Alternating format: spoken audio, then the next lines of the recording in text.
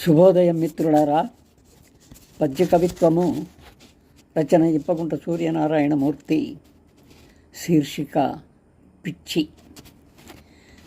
తిరమగు పాప భీతిగని తీరును మారక పూజ బల్మిచే అరకొర ఆరగింపు భవమందున ముక్తి ప్రదాతలై సదా చిరమగు వంశకీర్తినిట చెన్నుగ ప్రోచడి యావతోడుగా కరములు మోడ్చి నిల్చితిమి కర్మల సార మెరింగి నిత్యము.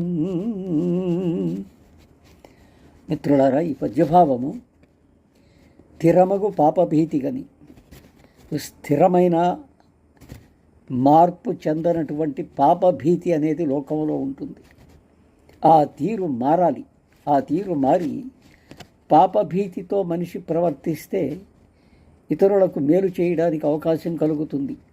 అది వదిలిపెట్టి పూజ బల్మిచే పూజలు చేస్తున్నాను చాలు నాకు అనుకొని అరకొర ఆరగింపు భవమందున ముక్తి ప్రదాతలై, ఏదో దేవుడికి నైవేద్యం కింద అంత పంచదార లేదంటే ఒక అరటిపండు పెట్టేసి నాకు ముక్తి వస్తుంది అని అనుకుంటూ చిరమగు వంశకీర్తినిట చెన్నుగా ప్రోచడి, నా వంశానికి కీర్తిని శాశ్వతంగా ఇవ్వమని అలాగా ఆశ పెట్టుకొని కరములు మోడ్చి యావతోడుగా ఒక విధమైనటువంటి దృష్టి పెట్టి ఈ యావతో అంటే ఆ దృష్టితో మన వంశం కీర్తి నిలవాలి అనేటువంటి ఒక ఏకైక దృష్టితో కరములు మోడ్చి నిలిచితిమి, చేతులు జోడించి నిలబడ్డావు నీ ముందు.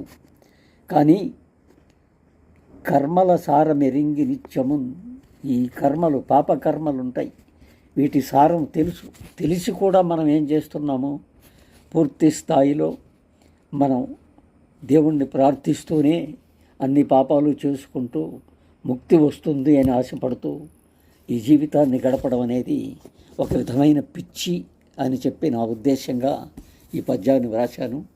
మిత్రులు చదివి నన్ను ఆశీర్వదిస్తారని సెలవు తీసుకుంటాను. నమస్తే.